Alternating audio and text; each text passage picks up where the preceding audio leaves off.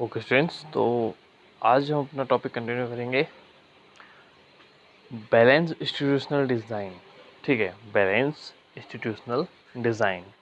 इस बात का मतलब क्या है कि कॉन्स्टिट्यूशन में हमने बात करी कि उसमें रूल बुक है, एक तरह से हमने कह रहे थे, लेकिन इसमें हमने ये भी देखा कि जो पावर अथॉरिटी को दी गई है, गवर्नमेंट को दी गई है, उसका वो मिसयूज़ न कर सके, इसके लिए उस पर कहीं ना कहीं बाउंडेशंस लगाई गई हैं।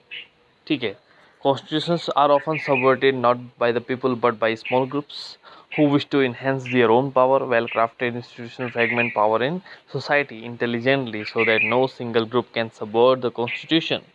One way of such intelligent design of a constitution is to ensure that no single institution acquires monopoly of power.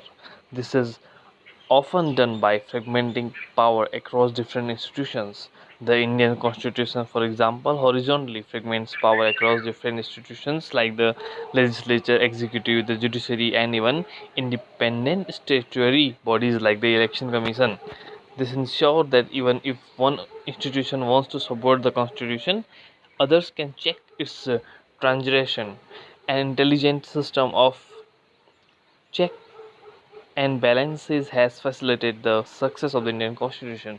मतलब कि इंडियन कॉन्स्टिट्यूशन में कोई एक मोनोपोली न बना ले, मोनोपोली न कर ले, या फिर अपनी पावर का मिसयूज़ न कर ले। इसके लिए क्या किया गया है कि अलग अलग एक तरह से फेडरलिज्म कहते हैं, पावर ऑफ डिस्ट्रीब्यूशन किया गया है।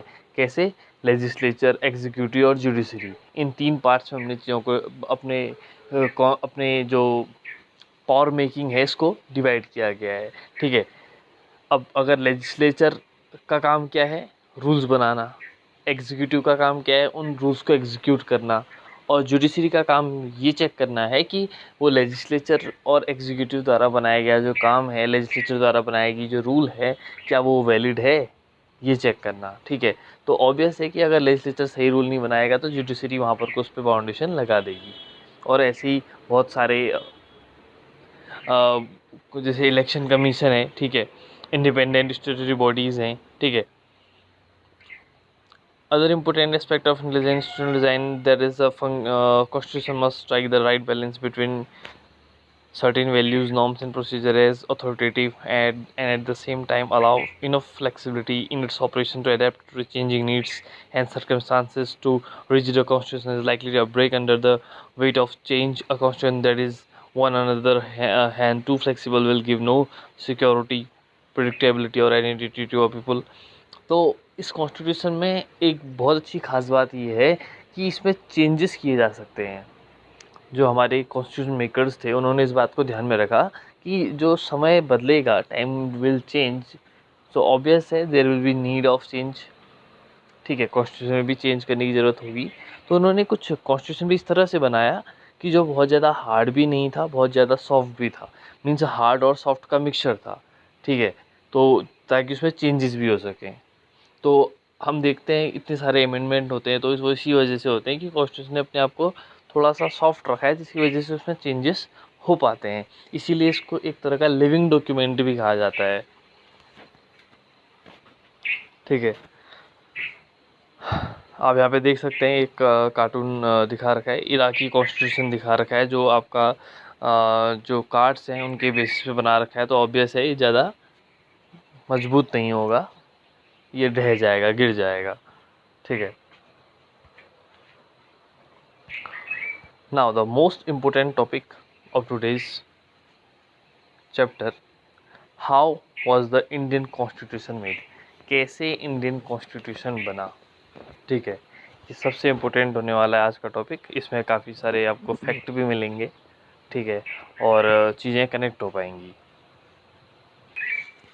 ओके, इंडियन कॉन्स्टिट्यूशन कैसे बना, इसकी बात पहले एक बेसिक बात करते हैं कि जो कॉन्स्टिट्यूशन असेंबली थी, ठीक है, उसने 9 दिसंबर 1946 को सबसे पहले ये एक क्या हुई, एक असेंबल किया गया। जितने भी उसमें मेंबर्स थे 9 दिसंबर 1946 को वो उनकी पहली जो उनकी सिटिंग थी वो 9 दिसंबर 1946 को हुई।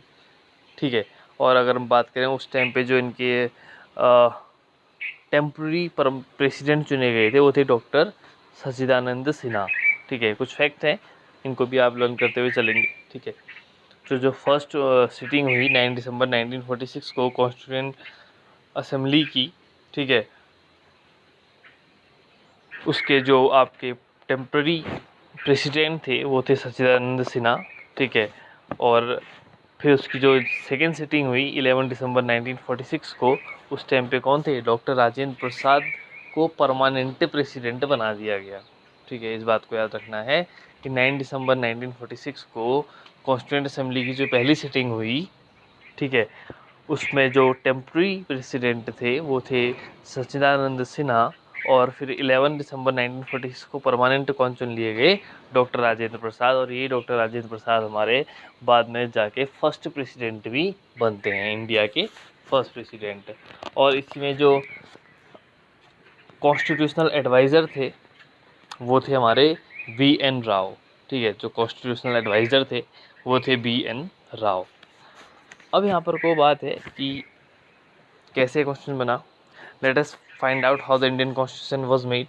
Formally, the Constitution was made by the Constituent Assembly, which had been elected for undivided India. ठीक है, मैंने बात की ना 9 दिसंबर 1946 को जो पहली इनकी सिटिंग हुई, ठीक है, जो पहली मीटिंग हुई वो तो ऑब्वियस है अनडिवाइडेड इंडिया में हुई थी। 9 दिसंबर 1946 का मतलब है कि देश उस टाइम पे आज़ाद नहीं हुआ है।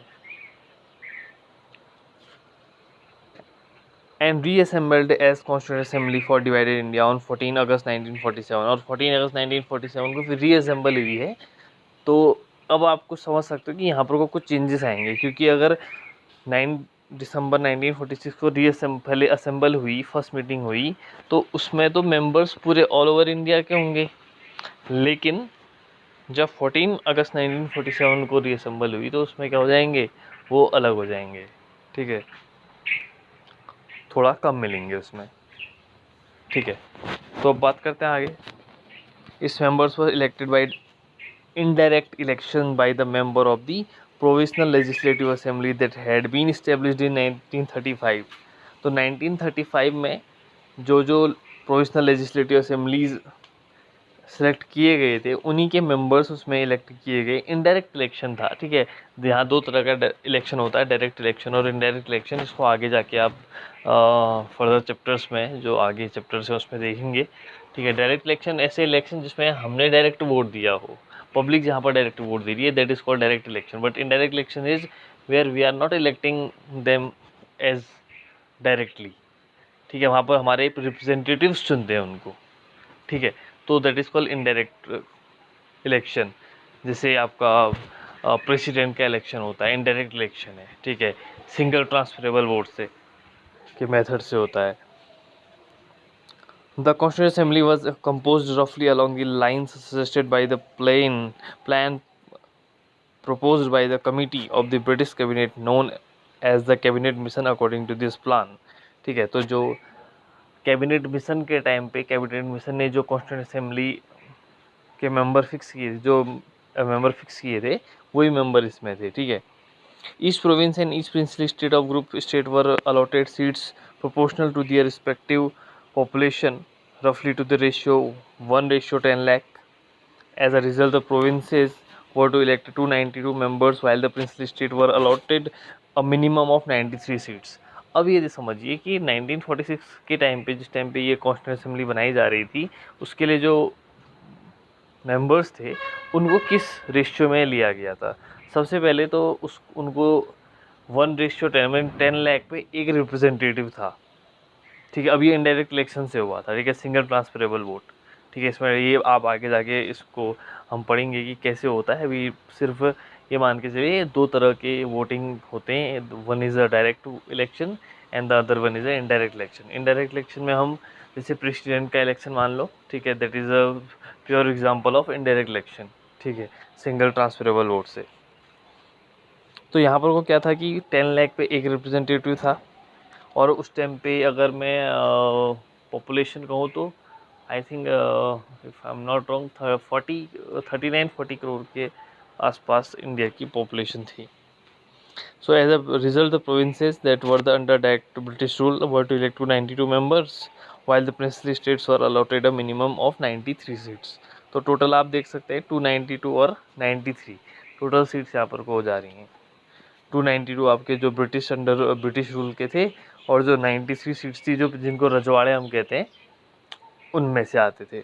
ये बात है दिसंबर 1946 की, जब पहली सिटिंग जब हुई, जब पहली मीटिंग हुई, उस टाइम पे ये रेशियो था, ये मेंबर थे। लेकिन जब 14 अगस्त 1947 को जब दोबारा से रीअसेंबल हुए होंगे, तो यू कैन इमेजिन कि इसमें से कुछ मेंबर तो पाकिस्तान के होते होंगे।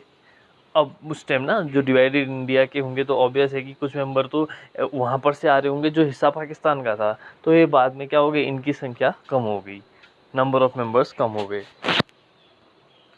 The seats in each province were distributed among the three main community, Muslim, Sikh and General, in proportion to their respective populations. Member of each community in the provisional legislative assembly elected their own representative by the method of proportional representation with single transferable vote. The method of its selection in the case of representatives of princely state was to be determined by consultation. Okay. The liberty principle of अब यहाँ पर को ये समझना है कि कैसे constitution बना। ठीक है, हमने कहा कि 9 दिसंबर 1946 को फर्स्ट मीटिंग हुई, इसमें कुछ मेंबर्स थे, लेकिन फिर 14 अगस्त 1947 को जब इन रीअसेंबल हुई तो उसमें मेंबर्स कम हो गए थे, क्योंकि उस टाइम पे अब इंडिया क्या हो रहा था, डिवाइड हो रहा था, तो उस टाइम पे फिर कम हो गए। ओके, अब यहाँ पर को देखना ये है कि कैसे इंडियन कॉन्स्टिट्यूशन बनता है। अब आप खुद ही सोचिए कि 2/11/18 यानी कि 2 ईयर 11 मंथ है 18 डेज यहाँ पर को इंडियन कॉन्स्टिट्यूशन को बनने में लगे हैं, तो कैसे बनाया होगा। ठीक है, इतने सारे लोग थे, ठीक है, इतने सारे मेंबर्स थे, और इन्होंने क्या किया कि एक तरह का कंसल्टेशन किया। ऐसा नहीं किया कि किसी भी टॉपिक पे वोटिंग की गई हो, क्योंकि इतने सारे, और एक एक पॉइंट को ब्रॉड एक्सप्लेनेशन के साथ डिस्कस किया गया था। आप सोच सकते हो 395 आर्टिकल्स है, हर एक आर्टिकल को, हर एक पॉइंट को बहुत ही ब्रॉड डिस्कस किया गया। और इवन ऐसा नहीं हुआ कि हर टॉपिक पे वोटिंग की गई होगी, उनके दिमाग में ये था कि वोटिंग करेंगे तो शायद थोड़ा सा हमारे अंदर डिस्प्यूट हो जाए। ठीक है भाई, ये तो उन्होंने क्या किया, कंसल्टेशन, मतलब हर एक की बात से सहमत हुए, हर एक की बात को एसेंट दिया गया। तो उससे फिर कहते हैं, अगर किसी को ये बात, अगर कोई टॉपिक पे किसी पॉइंट पे बात उसको कुछ लग रही है, तो उसकी बात को भी रखा गया। मीन्स हर एक की पॉइंट को वहाँ पर कंसल्ट किया गया। ठीक है, हर एक की बात को रखा गया। ये इनका तरीका था। वोटिंग नहीं करी गई, सबसे बड़ी बात थी कि किसी भी टॉपिक पे वोटिंग नहीं की थी, हर पॉइंट पे कंसल्ट किया गया था। ठीक है, हर एक की एसेंट लिया गया था, सहमति ली थी।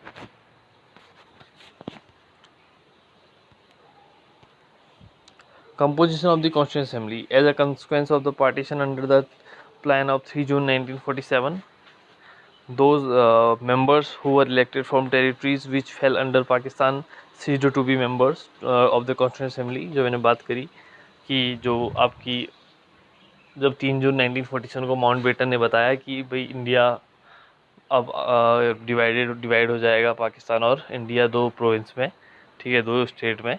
तो उसके बाद क्या हुआ कि मैंने कहा कि नंबर ऑफ मेंबर्स क्या हो गए, कम हो गए। जो पाकिस्तान से आए थे उनको तो हटाना पड़ा। The numbers in the assembly were reduced to 299, of which 284 were actually present on 26 November 1949। तो 299 ही बचे, क्योंकि उस टाइम तो 292 और 93 हो रहे थे। 292 आपके ब्रिटिश प्रोविंसेस से और 93 प्रिंसली स्टेट से। अब ये कम होकर 299 ही रह गए, जिसमें से भी 284 ही आपके 26 नवंबर 1949 को, जिस दिन हमने हमारा कॉन्स्टिट्यूशन बनाने का काम सारा ख़त्म हो गया भाई, जितना भी रिटर्न वर्क था सब ख़त्म हो के, उस दिन पे 284 ही वहाँ पर को एक्चुअली प्रेजेंट थे 26 नवंबर 1949 को। उस दिन हमने, आप अपने प्रियम्बल में पढ़ते हैं ना कि 26 नवंबर 1949 को हम इनेक्ट करते हैं, एडेप्ट करते हैं। ठीक है, और ये उस दिन फाइनली पास हो गया। तो उसमें 299 में से 284 लोगों ने उस टाइम पे सिग्नेचर उसमें कर दिए।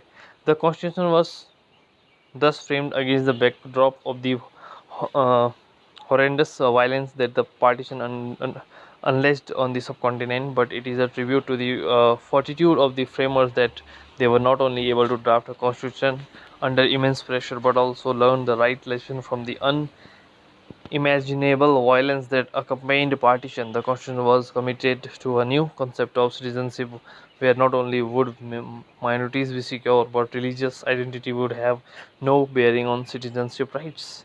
तो ये बहुत ही अच्छी बात है. This is a very good thing that you we tribute to our leaders.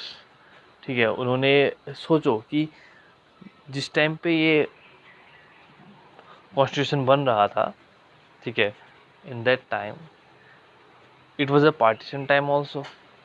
ठीक है, कि 1946 से 1949 के टाइम का जो टाइम पीरियड था, ये क्या था, ट्रांजिशनल पीरियड था. इंडिया डिवाइड भी हो रहा था, तो उस टाइम पे बहुत सारे राइट्स हुए. ठीक है, दंगे हुए. ठीक है, स्पेशली हिंदू मुस्लिम के बीच में. ठीक है, माइनॉरिटीज़ के साथ प्रॉब्लम हुई. तो ऐसे इमेंस प्रेशर के बावजूद भी उन जो कॉन्स्टिट्यूशन फ्रेमर्स थे, मेकर्स थे, उन्होंने इतना शानदार कॉन्स्टिट्यूशन बना के दिया जिसमें माइनॉरिटीज़ के साथ भी दिक्कतें ना हो. ठीक है, और जो हिंदू मुस्लिम राइट्स होते हैं उनको भी बढ़ावा ना मिल सके. तो ये बहुत ही अच्छी बात है हमारे इंडियन कॉन्स्टिट्यूशन की. तो 26 नवंबर 1949 को हमने अपना कॉन्स्टिट्यूशन एडेप्ट तो कर लिया, इनेक्ट तो कर लिया, लेकिन हमने उस दिन इसको प्रोक्लेम नहीं किया, हमने अप्लाई नहीं किया. हमने अप्लाई करने के लिए किस दिन का इंतज़ार किया? 26 जनवरी 1950 का, क्योंकि हम इसको एक हिस्टोरिकल इवेंट के साथ कनेक्ट करना चाह रहे थे. वो हिस्टोरिकल इवेंट क्या था? 1930 का जो लाहौर मीटिंग हुई थी. ठीक है, किसकी? इंडियन नेशनल कांग्रेस की. तो वहाँ पर जवाहरलाल नेहरू ने उसको 26 जनवरी यानी कि 26 जनवरी को एक तरह का मतलब उन्होंने कहा था कि हम इस दिन आज़ादी मनाएंगे, आज़ादी का दिवस एक तरह का डे उन्होंने डिसाइड किया था. तो उसको हिस्टोरिकल इवेंट के साथ जोड़ने के लिए हमने कैसा करते हैं कि रुक जाते हैं. अभी इसको ये बन के तैयार तो हो गया है, सब लोगों ने साइन कर ही दिए हैं, तो हम करेंगे इसको 26 जनवरी को, इसको हम प्रोक्लेम कर देंगे. तो ये हमारा एक हिस्टोरिकल इवेंट के साथ कनेक्ट हो जाएगा. ठीक है, इतना ही रीज़न था कि उस दिन बनने के बाद उन्होंने 26 जनवरी तक का इंतज़ार किया. ठीक है, but this account of the composition of the Constituent Assembly that drafted the Constitution touches upon only the surface of how our Constitution was made. Although the members of the Assembly were not elected by universal suffrage, there was a serious attempt to make the Assembly a representative body. Members of all regions were given representation under the scheme described above. Under the scheme, in addition, the Assembly had 26 members from what were then known as the scheduled classes. In terms of political parties, the Congress dominated the Assembly, occupying as many as 82% of the seats in the Assembly. After the partition, the Congress itself was such a diverse party that it managed to accommodate almost all states of opinion within it. अब ये समझिए कि जब ये constitution बना तो उस time पे जो क्वेश्चन मेकर्स थे उसमें 26 मेंबर्स कौन थे? आपके शेड्यूल कास्ट के थे. ठीक है, और बाकी 82% हम बात करें तो हमारी इंडियन नेशनल कांग्रेस ही थी. तो लगता ये है कि इंडियन नेशनल कांग्रेस 82% में है. ठीक है, शेड्यूल कास्ट के 26 मेंबर्स हैं. तो ये भी फील होता है कि कैसे इतनी एक डोमिनेटिंग पार्टी ही रूल बना रही थी. लेकिन इसके पीछे का रीज़न ये था कि वो भले ही इंडियन नेशनल कांग्रेस आपकी एक डोमिनेटिंग पार्टी ज़रूर थी, लेकिन उसके अंदर खुद ही इतनी डाइवर्सिटी थी कि लोग उससे कनेक्ट कर पा रहे थे. हर एक आपको ग्रुप का उसमें मेंबर दिख जाएगा. ठीक है, अगर आप इंडियन नेशनल कांग्रेस के मेंबर्स देखेंगे तो आपको हर एक ग्रुप का, चाहे वो मेजोरिटी हो चाहे माइनॉरिटी हो, हर एक का मेंबर आपको उसमें दिखेगा. तो ये नहीं था कि लोगों की एस्पिरेशंस थी, होप्स थी, क्योंकि उसमें खुद ही डाइवर्सिटी थी इंडियन नेशनल कांग्रेस पार्टी में. उसमें अलग अलग मेंबर्स के लोग थे, अलग अलग रिलीजन के थे, अलग अलग कास्ट के थे. तो ऐसा नहीं था कि वो डोमिनेटिंग थी तो मतलब अपनी ही रूल्स बनाएगी, डिक्टेटरशिप बनाएगी या मोनोपोली करेगी, ऐसा नहीं था। What would have happened if the Constituent Assembly was elected all the people of India? Could it very different from what it was? तो ये क्वेश्चन देखा करो, इन क्वेश्चन से आपको थोड़ा हेल्प मिलेगी कि this question are like a means thinking maker, thought making process वाले ये क्वेश्चंस होते हैं। ठीक है, ये कहता है कि अगर हमने डायरेक्ट इलेक्शन किया होता तो क्या ये उस समय जो सरकार बना रही थी या क्वेश्चन बना रही थी उससे थोड़ा अलग होती या फिर सेम होता, तो उससे क्या अलग था। बेसिकली ऐसा है कि डायरेक्ट इलेक्शन और इनडायरेक्ट इलेक्शन में सिर्फ अंतर यही होता है कि डायरेक्ट इलेक्शन में टाइम ज़्यादा लगता है, ठीक है, मनी ज़्यादा वेस्ट होती है, ठीक है, लेकिन इनडायरेक्ट इलेक्शन में थोड़ा सा इन चीज़ों की कमी आती है। ठीक है, एक ये फ़ायदा होता है। अब उस टाइम पे इतना बड़ा जो सिनेरियो था, जो फिनोमिना उस समय का था, उस समय इतना समय तो था नहीं कि हम डायरेक्ट इलेक्शन कराएं। ठीक है, तो उतने लोगों से, पूरी इंडियन पॉपुलेशन से, और उस समय लोगों को इतना पता भी नहीं था कि डायरेक्ट इलेक्शन कैसे होता है, क्या होता है। लोग इतने पढ़े लिखे नहीं थे, इतनी समझ नहीं थी लोगों में कि सीधे सीधे डायरेक्ट इलेक्शन कराया जा सके। हालांकि 1952 में फिर कराया, ठीक है, जब लोकसभा के चुनाव हुए। The principle of deliberation. The authority of the Constituent Assembly does not come only from the fact that it was broadly, though not perfectly, representative. It comes from the procedures it adopted to frame the Constitution and the values its members brought to their deliberation. While in any assembly that claims to be representative, it is desirable that diverse section of society participate. It is equally important that they participate not only as representative of their own identity or community. Each member deliberated upon the constitution with the interest of the whole nation in mind. There were often disagreements amongst members, but few of these disagreements could be traced to members protecting their own interest. तो मैंने वही जो बात करी कि यहाँ पर को इन्होंने हर एक पॉइंट को डिस्कस किया, हर एक जो मेंबर था उसकी वैल्यू करी। ये नहीं कि वोटिंग करी भाई, वोटिंग में क्या होगा, अगर 10 में से अगर हम करें कि 6 लोगों ने वोटिंग कर दी या एक फेवर में, तो वो जीत जाएंगे। तो बचे 4 लोग, उनकी वैल्यूज़ का क्या, उनके थॉट्स का क्या, ठीक है, उनके पॉइंट्स का क्या होगा। तो उन्होंने ये नहीं किया, उन्होंने ये किया कि हर एक मेंबर को ध्यान में रखते हुए, उनकी बातों को ध्यान में रखते हुए कॉन्स्टिट्यूशन में ऐड किया गया। तभी तो कॉन्स्टिट्यूशन आप देखें, इंडिया का कॉन्स्टिट्यूशन इतना शानदार कॉन्स्टिट्यूशन बनता है, इतना लार्ज और इतना बढ़िया कॉन्स्टिट्यूशन है कि उसमें हर एक मेंबर की बातों को रखा गया था। ठीक है, ये नहीं कि वोटिंग करा दी भाई, इस पॉइंट पे इतने लोग सहमत हैं, इतने लोग एग्री करते हैं तो उसको बना लेते हैं, ऐसा नहीं था। There were legitimate differences of principle, and the differences were many. Should India adopt a centralized or decentralized system of government?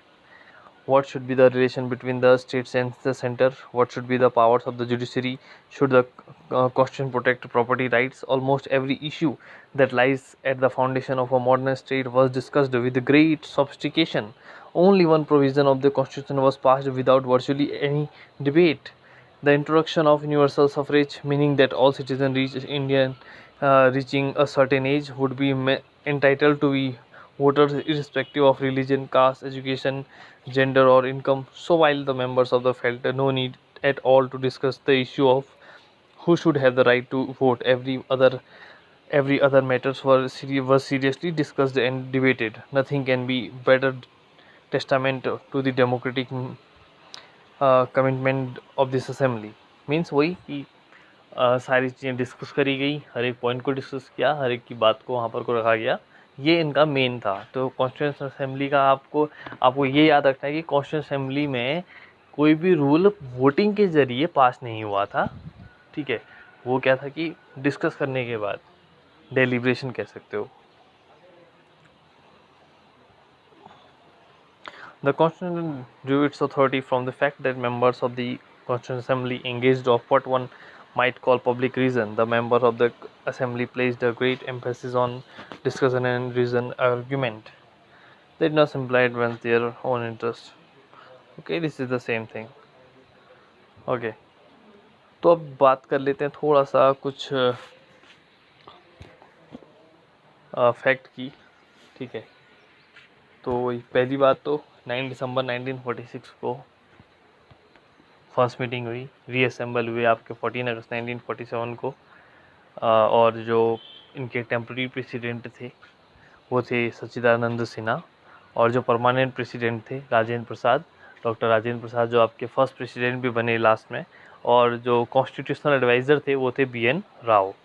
ठीक है, और ये जो शुरू किया गया, ठीक है, यहाँ पर को ऑब्जेक्टिव रिजोल्यूशन कह सकते हो। ठीक है, जवाहरलाल नेहरू का एक ऑब्जेक्टिव रिजोल्यूशन था, जिसको एक होता है ना, अब भाई अगर आपने अपना काम शुरू करना है तो उसके पहले एक ऑब्जेक्टिव रेजोल्यूशन दिया गया कि हम क्या चाहते हैं, इंडिया को कैसा बनाना चाहते हैं। जब कॉन्स्टिट्यूशन असेंबली बैठी तो उनके सामने क्या था कि कॉन्स्टिट्यूशन बनाना है, उनको पता कैसे चलेगा कैसे बनाना है, तो उनके सामने एक ऑब्जेक्टिव रेजोल्यूशन रखा गया, वो रखा था जवाहरलाल नेहरू ने। ठीक है, 13 दिसंबर 1946 को। अब ये ऑब्जेक्टिव रेजोल्यूशन में क्या था, ये ऑब्जेक्टिव रेजोल्यूशन क्या था, जो आप आज का इंडियन प्रीएम्बल देखते हैं वही ऑब्जेक्टिव रेजोल्यूशन था। ठीक है, उसी को लास्ट में एस प्रीएम्बल लिस्ट कर दिया गया था। ठीक है,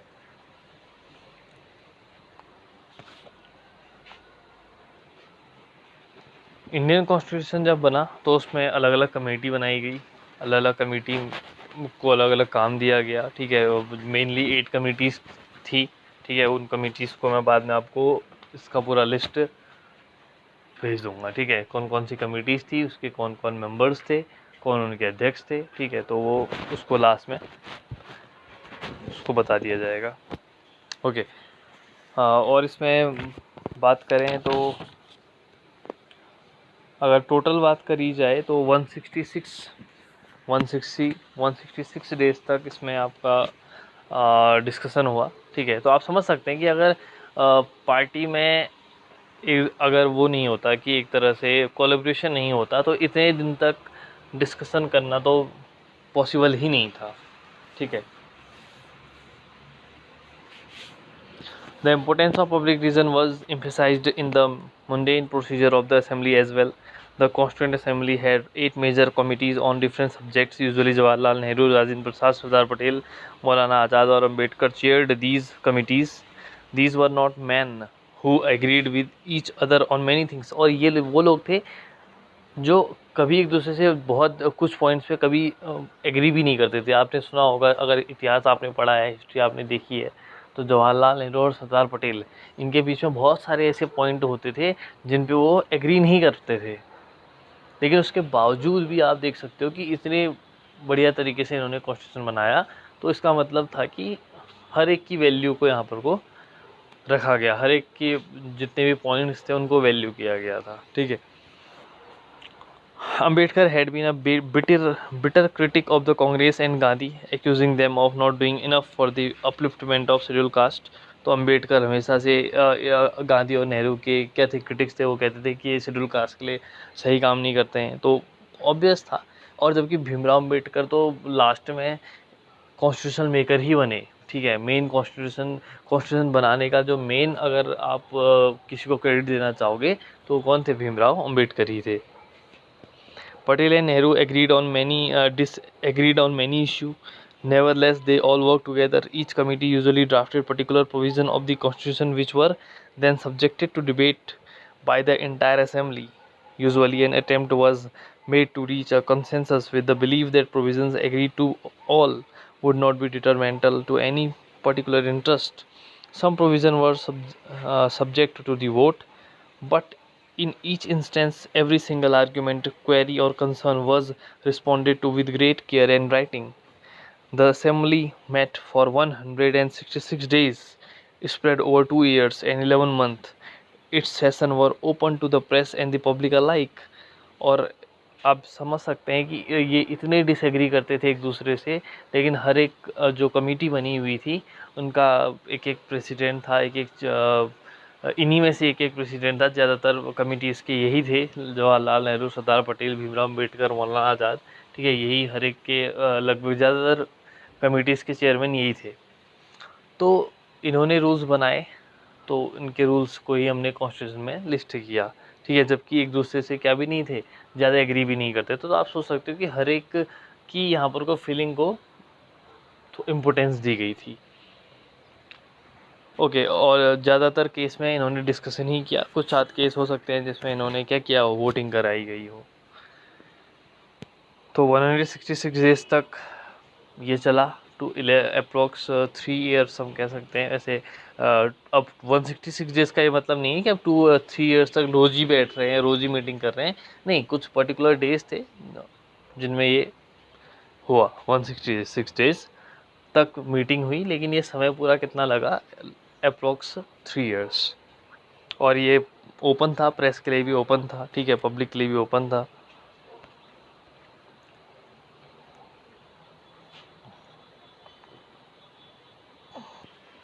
inheritance of the nationalist movement, ठीक है। अभी इनहेरिटेंस ऑफ नेशनलिस्ट मूवमेंट क्या था कि अभी कोई भी कॉन्स्टिट्यूशन है वो सिर्फ कॉन्स्टिट्यूशन असेंबली के ज़रिए तो बनता नहीं है। अब कॉन्स्टिट्यूशन असेंबली में ही इतनी डाइवर्सिटी थी कि वो नॉर्मल प्रोसीजर से तो काम कर नहीं सकती। सोचो उसके अंदर इतनी डाइवर्सिटी थी कि वो कैसे नॉर्मल तरीके से काम कर सकती थी। लेकिन अगर उनमें कुछ बेसिक पॉइंट्स में अगर एग्रीमेंट नहीं होता या बेसिक पॉइंट में एसेंट नहीं मिलता, तो वो कभी भी कॉन्स्टिट्यूशन नहीं बना पाते थे। अब खुद ही सोचो, आप एक ग्रुप का, ऐसे ग्रुप का मेंबर हो जिस ग्रुप में डाइवर्सिटी ही डाइवर्सिटी है, तो आप कैसे फिर उसमें काम कर पाओगे। तो सोचो, इतनी डाइवर्सिटी होने के बावजूद भी उन लोगों में कुछ पॉइंट पे क्या था, बेसिक एसेंट था, बेसिक एग्रीमेंट था, ठीक है, जिसको कॉन्स्टिट्यूशन में लिस्ट करना था। अब ये कॉन्स्टिट्यूशन बेसिकली बन कैसे रहा था, ये बेसिकली कुछ ऐसे अपने एक्सपीरियंस को ही उस कॉन्स्टिट्यूशन में डाल रहे थे। अब वो कैसे एक्सपीरियंस थे, बेसिकली एक नेशनलिस्ट मूवमेंट जो उसी सभी उस पेनफुल एक पेनफुल ट्रैवल करके वहाँ तक पहुँचे थे। सब लोगों ने नेशनल मूवमेंट किया हुआ था, ठीक है, हर कोई जानता था प्रॉब्लम्स क्या हैं। और ऊपर से जब इंडिया आज़ाद हो रहा था तो उस समय तो फिर ज़्यादा दिक्कतें हुई, तो उन्होंने देखा कि हिंदू मुस्लिम कैसे राइट्स चल रहे हैं, तो उसको भी उन्होंने ध्यान में रखा और उस चीज़ को भी उसमें लिस्ट किया, ठीक है, कि गवर्नमेंट कैसी होनी चाहिए, इसका स्ट्रक्चर कैसा होना चाहिए, हमने किन वैल्यूज़ को इम्पोर्टेंस देनी चाहिए और किन डिस्क्रिमिनेशंस को हटाना चाहिए। तो यही इन्हीं चीज़ों को तो उन्होंने क्या किया, कॉन्स्टिट्यूशन का लास्ट में उसको फॉर्म कर दिया, कॉन्स्टिट्यूशन फॉर्म कर दिया कि हाँ, ये हमारे इंडिया में प्रॉब्लम्स हैं, इनको हम कॉन्स्टिट्यूशन में रख देते हैं। यही कॉन्स्टिट्यूशन था, ठीक है। तो ऑब्जेक्टिव रेजोल्यूशन की बात हमने पहले ही कर ली थी, ठीक है, कि 1946 का नेहरू का जो ऑब्जेक्टिव रेजोल्यूशन था, उसी को लास्ट में हमने क्या किया, प्रियम्बल बना के रख दिया। तो ऑब्जेक्टिव रेजोल्यूशन आप देख सकते हैं यहाँ पर को ऑब्जेक्टिव रेजोल्यूशन दिया है। मेन पॉइंट क्या थे नेहरू के, जो ऑब्जेक्टिव रेजोल्यूशन था, जो मैंने आपको बताया भी कि 13 दिसंबर 1946 को नेहरू ने, जवाहरलाल नेहरू ने ऑब्जेक्टिव रेजोल्यूशन दिया, ठीक है, जिसमें बताया गया कि हमने किस तरह का कॉन्स्टिट्यूशन बनाना है। तो आप देख सकते हैं, India as a independent sovereign republic, India shall be union of erstwhile British Indian territories, Indian states and other parts outside British India, and Indian states as were willing to be a part of the Union. Territories forming the Union shall be autonomous units and exercise all powers and function of the government and administration except those as signed to or vested in the Union। ठीक है, ये सारे आपके objective resolutions थे। तो इन्हीं के basis पे कॉन्स्टिट्यूशन हमारा तैयार हुआ। इंस्टीट्यूशनल एग्रीमेंट, ठीक है। अब इंस्टीट्यूशनल एग्रीमेंट मतलब ऑब्वियस है कि अगर आप किसी भी कॉन्स्टिट्यूशन को, किसी भी गवर्नमेंट को अगर आप इफ़ेक्टिव बनाना चाह रहे हैं, तो ऑब्वियस है कि उसमें कुछ इस तरह का कॉम्बिनेशन बनाए हैं कि वो अच्छे से काम कर सके। जैसे हमने ये बनाया, हमने क्या किया कि उसको 3 पार्ट्स में डिवाइड कर दिया, लेजिस्लेटिव, ठीक है, लेजिस्लेचर, एग्जीक्यूटिव और जुडिशरी।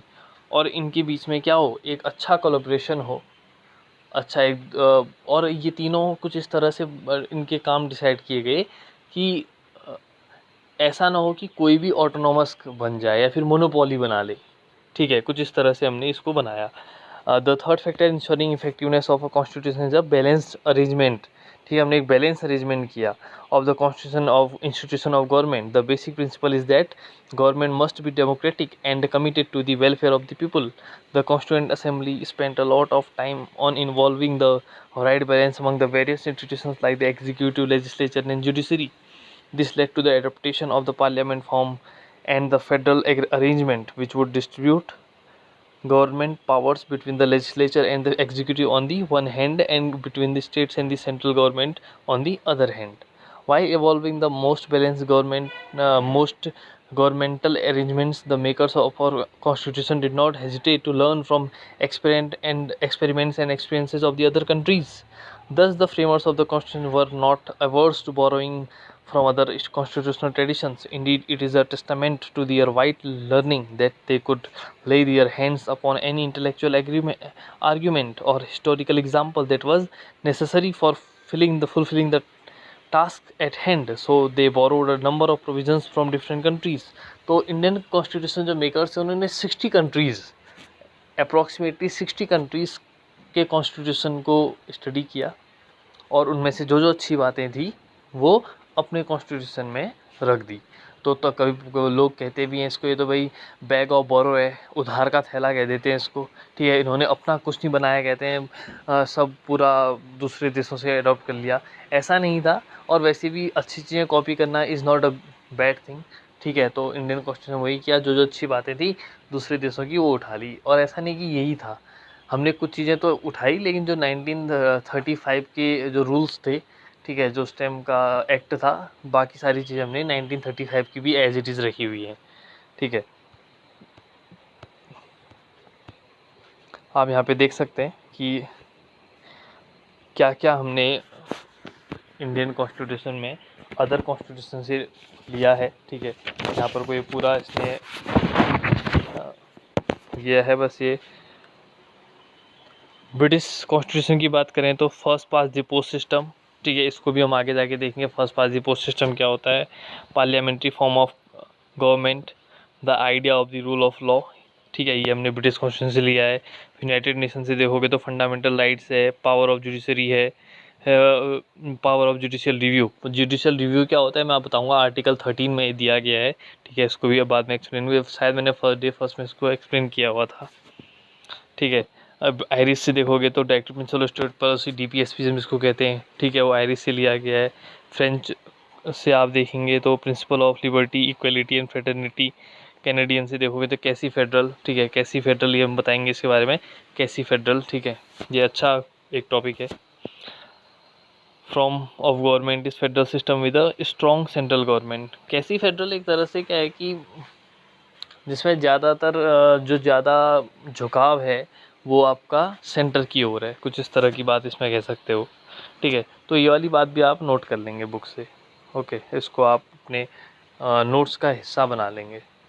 तो बेसिकली जो हमने को इस कॉन्स्टिट्यूशन में समझ में आया कि कैसे कॉन्स्टिट्यूशन बना, ठीक है, क्या एस्पिरेशंस थी लोगों की और कब ये बना, इसके कितने मेंबर्स थे, ये हमको पता चला कि 1:10 लाख पे एक रिप्रेजेंटेटिव था और डायरेक्ट वोट से नहीं हुआ, इनडायरेक्ट वोट से हुआ, सिंगल ट्रांसफरेबल वोट के ज़रिए हुआ। तो ये चीज़ें थी, कुछ फैक्ट थे, कुछ हिस्ट्री थी, ठीक है। तो यहाँ पर कोई इसका पूरा हो जाता है, ठीक है।